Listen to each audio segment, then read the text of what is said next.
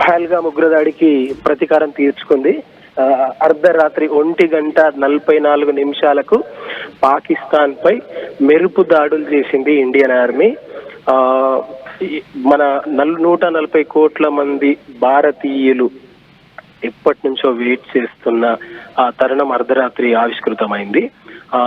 Mid night సరిగ్గా 1:44 operation Sindoor పేరిట Bharat, Indian navy, army, air force 3 బలగాలు సంయుక్తంగా ఉగ్రదాడి నిర్వహించాయి.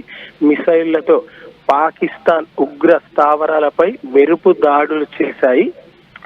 ఊహించని విధంగా మెరుపు దాడులు చేయడంతో పాకిస్తాన్ ఒక్కసారిగా ఉక్కిరి బిక్కిరైంది. ఎటు నుంచి మిసైల్స్ వచ్చి పడుతున్నాయో ఏమో తెలియక దాదాపు 30 మంది ఉగ్రవాదులు చనిపోయారనేది మనకి ఇప్పుడు స్పష్టమైన సమాచారం అయితే అందుతోంది. ప్రస్తుతం ఇప్పుడు ఆర్టీవీ స్క్రీన్ మీద మీరు ఎక్స్క్లూజివ్ గా చూస్తున్నారు. పాకిస్తాన్ పై భారత ఆర్మీ బాంబుల వర్షాన్ని మనం చూడొచ్చు. Indian army, air force, navy బలగాలు మెరుపు దాడి చేశాయి. పహల్గామ్ ఉగ్రదాడిలో అమాయకులైనటువంటి భారతీయ పౌరులను 28 మందిని ఈ ఉగ్రమూకలు ప్రాణాలు తీసిన విషయం తెలిసిందే.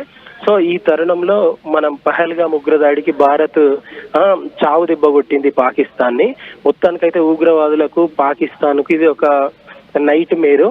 మొత్తం 9 ఉగ్ర స్థావరాలపై ఆర్మీ మెరుపు దాడులు చేసింది. This is a big setback అని చెప్పొచ్చు. మొత్తం అయితే 9 ఉగ్ర స్థావరాలపై భారత ఆర్మీ మెరుపు దాడులు చేసింది. సో ఈ రాత్రి 1:44 ఆపరేషన్ సక్సెస్ అయిపోయింది. పక్కా ప్లాన్ ప్రకారం మనం ముందు అనుకున్న దాని ప్రకారమే భారతీయ ప్రధాని నరేంద్ర మోదీ అండ్ త్రివిధ దళాల చీఫ్స్ ప్లస్ రక్షణ మంత్రి వీళ్ళందరి ఆధ్వర్యంలోనే ఈ ఆర్మీ ఆపరేషన్ జరిగింది. Through out the night mid night అంతా కూడా ఎర్లీ మార్నింగ్ వరకు ప్రధానమంత్రి నరేంద్ర మోడీ, రక్షణ శాఖ మంత్రి రాజ్నాథ్ సింగ్, త్రివిధ దళాల అధిపతులు కూడా ఈ ఆపరేషన్ దగ్గరుండి మానిటర్ చేశారు. అండ్ రాత్రి అంతా కూడా ఏపీ సీఎం చంద్రబాబు నాయుడుతో పాటు చాలా ప్రముఖులంతా కూడా దీనిపై ట్వీట్ చేయడం కూడా జరిగింది. సో ఇప్పటికీ కూడా మనకు సోషల్ మీడియా వేదికగా భారత్ మాతాకి జై, మేరా భారత్ మహాన్, జై హింద్ నినాదాలతో ట్విట్టర్ మొత్తం మారిమోగిపోతుంది. ఇప్పుడు ట్విట్టర్ లో ట్రెండింగ్ లో టాప్ 1 లో ఆపరేషన్ సింధూర్ అనేది మనం చూడొచ్చు. సెకండ్ లో Jai Hind, third Twitter trending లో Indian army, 4th Twitter trending లో భారతీయ సేన, 5th ట్రెండింగ్ లో India Pakistan war, 6th trending లో air strike, 7th trending Bharat Mata, 8th trending Indian air force, 9th trending justice is served, 10th F-16. ఇలా Twitter మొత్తం మన Indian ఆర్మీతో నిండిపోయింది. సో ఇది మనకు నిజంగా ప్రతి భారతీయుడు గర్వించదగ్గ విషయము, ప్రతి భారతీయుడు కోరుకున్న విజయము. మొత్తానికైతే మనం అనుకున్నది సాధించాం. పాకిస్తాన్ ఉగ్రవాదులకు సరైన గుణపాఠం చెప్పాము. మీరు కావాలంటే ఒకసారి మనం పీసీఆర్ ఆడియో కూడా ప్లే చేద్దాము, ఒక్కసారి ఆ స్పాట్ కూడా చూద్దాం మనము.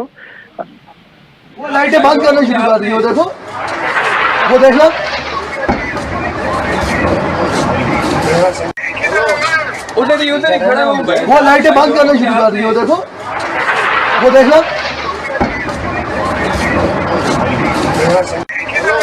उधर ही खड़ा हूँ, वो लाइटें बंद करना शुरू कर दी हो, देखो वो देख लो,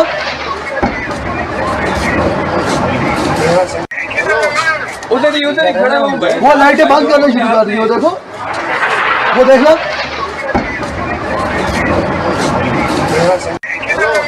उधर ही खड़ा हूँ, वो लाइटें बंद करना शुरू कर दी हो, देखो वो देख लो,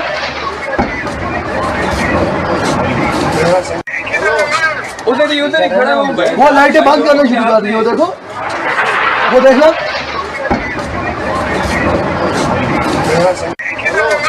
उधर ही खड़ा हूँ, वो लाइटें बंद करना शुरू कर दी हो, देखो वो देख लो,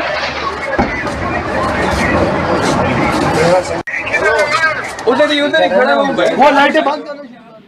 రైట్, చూస్తున్నారు కదా, ఇండియన్ ఆర్మీ దెబ్బకు పాకిస్తాన్ పోసుకుంది. పాకిస్తాన్ చెప్పాలంటే ఈ పదము పాకిస్తాన్ సుస్సు కారిపోతుంది. మొత్తానికైతే ఇండియన్ ఆర్మీ దెబ్బ, ఎయిర్ ఫోర్స్ నేవీ సంయుక్తంగా నిర్వహించిన దాడులతో పాకిస్తాన్ గజగజ వణికిపోతుంది. మొత్తానికైతే అనుకున్నది సాధించాము. భారత్ మాతాకి జై, జై హింద్, మేరా భారత్ మహా నినాదాలతో ఇండియా మొత్తం సగర్వంగా చెప్పుకునే ఇది ఒక రోజు. నిజంగా పహల్గామ్ ఉగ్రదాడిలో 28 మంది అమాయకపు భారతీయులను పుట్టన పెట్టుకున్న పాకిస్తాన్ కు మన ఇండియన్ ఆర్మీ, కేంద్ర ప్రభుత్వం గాని సరైన గుణపాఠం చెప్పింది మొత్తానికైతే. సో ఇప్పుడు ఇండియన్ ఆర్మీ కూడా దీని మీద రియాక్ట్ అయింది. భారత ప్రభుత్వము ఫస్ట్ ప్రకటించింది జస్టిస్ ఇస్ సర్వ్డ్, మనకు న్యాయం దక్కింది, పహల్గామ్ ఉగ్రదాడికి మనం న్యాయం చేశామని ఫస్ట్ సెంట్రల్ గవర్నమెంట్ ప్రకటించిన తర్వాత దీనిపై ఇండియన్ ఆర్మీ కూడా స్పందించింది. న్యాయం జరిగింది అని ట్విట్టర్ లో పోస్ట్ చేయడం జరిగింది.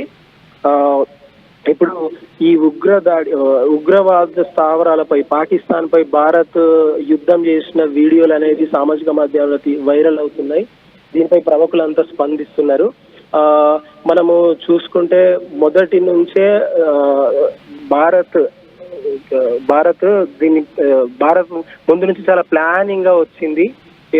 ఈ పాకిస్తాన్ పై యుద్ధంలో చాలా పక్కా ప్లాన్ ప్రకారం వాస్తవానికి ఇప్పుడు మరి కాసేపట్లో భారతదేశ వ్యాప్తంగా మాక్ డ్రిల్ కూడా మొదలు కాబోతోంది. మనం ముందే ఊహించాం, ఆర్టీయూలో కూడా మనం ముందే చెప్పాం. ఆ మాక్ డ్రిల్ కంటే ముందే పాకిస్తాన్ పై మెరుపు దాడి జరగబోతుందని చెప్పాం, అదే జరిగింది.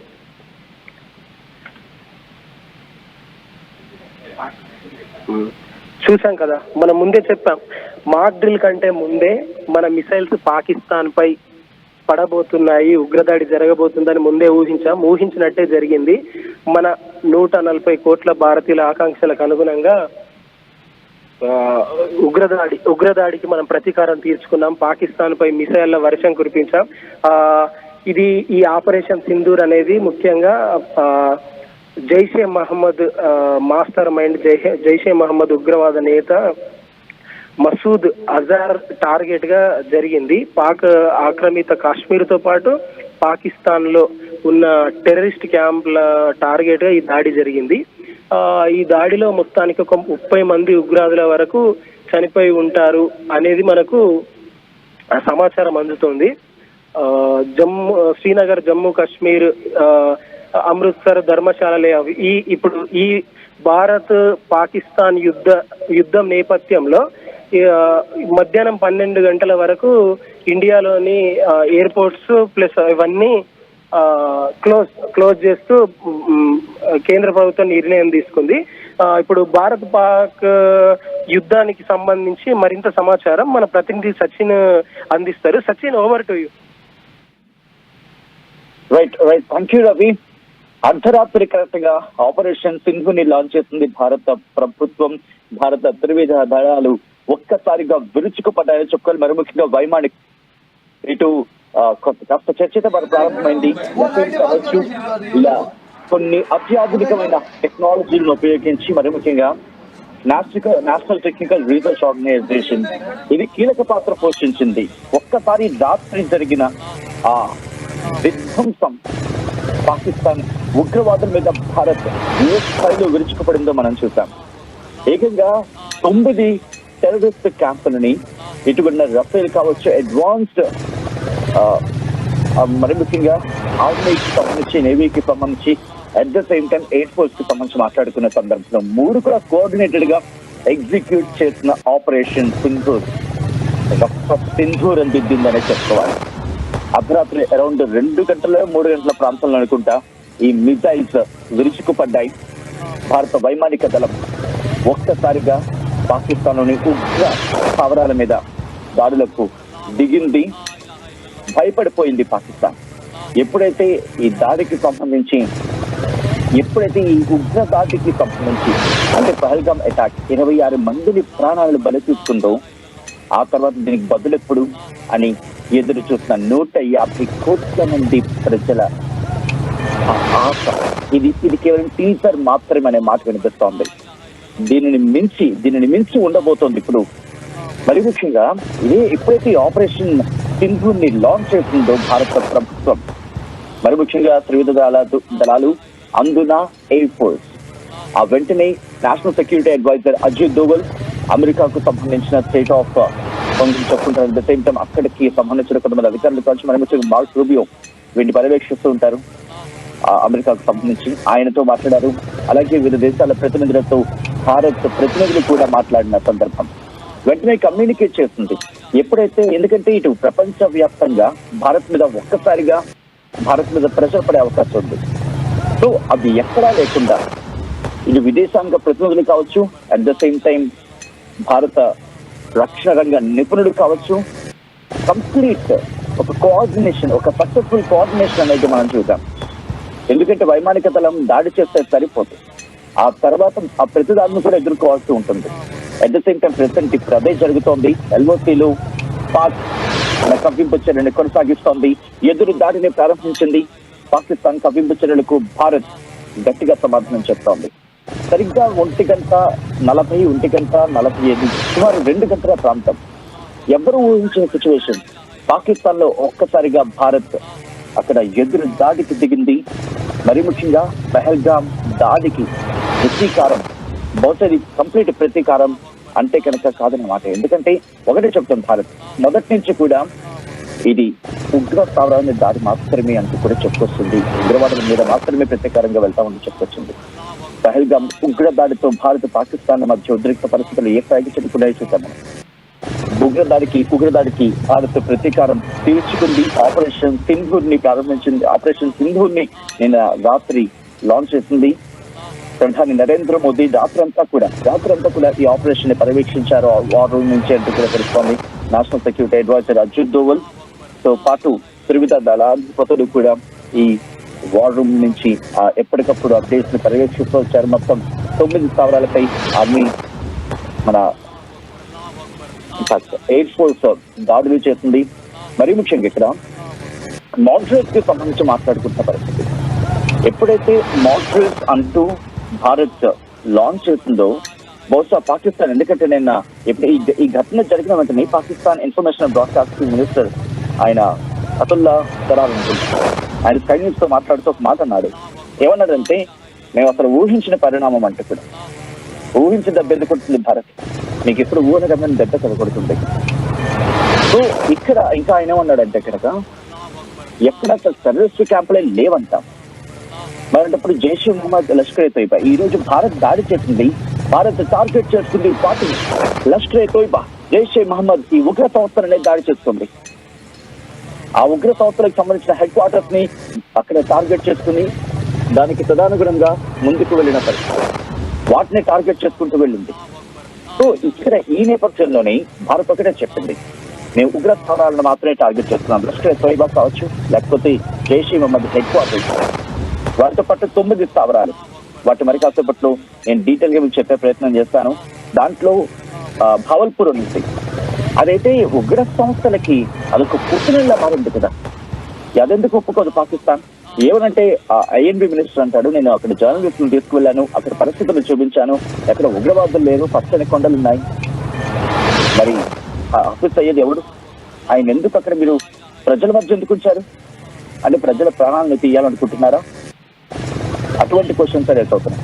ప్రస్తుతం దీనికి సంబంధించి సోషల్ మీడియా వేదికగా ఒక్కొక్కరు కూడా రియాక్ట్ అవుతున్నారు. రాజ్నాథ్ సింగ్ భారత్ మాతాకి జై అంటూ ఆయన చెప్పుకొచ్చారు. దాంతో పాటు మరికొంతమంది, ఇన్ఫాక్ట్ ఇదే అంశానికి సంబంధించి పాకిస్తాన్ అధికారులు కూడా వాళ్ళు రియాక్ట్ అయ్యారు. ఇండియన్ మిజైల్ స్ట్రైక్ కి సంబంధించి పాకిస్తాన్ లో జరిగింది, పాకిస్తాన్ దీనికి ధీటుగా సమాధానం చెబుతుంది అంటూ కూడా వాళ్ళు చెప్పుకొచ్చారు.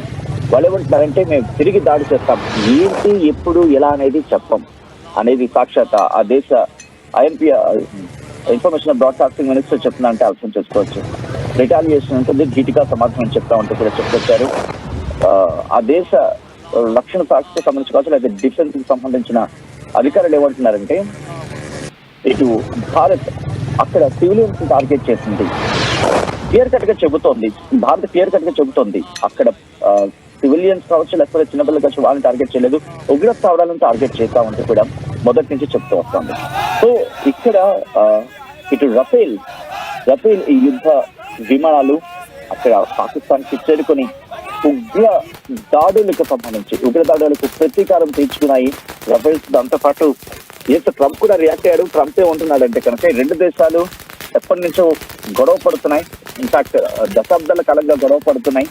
ఇవి వాటి మధ్య ఆ గొడవని సర్దుబాటు చేసుకోవాలి అంటూ కూడా చెప్తూని అలాగే మోదీ జయశంకర్కి సంబంధించి ఈ అంశంలో ఆచితీర్చి ఇంకా ముందుకు వెళ్లే ప్రయత్నం చేస్తే బాగుంటుంది, అర్థం చేయాల చెప్పుకొచ్చిన సందర్భం.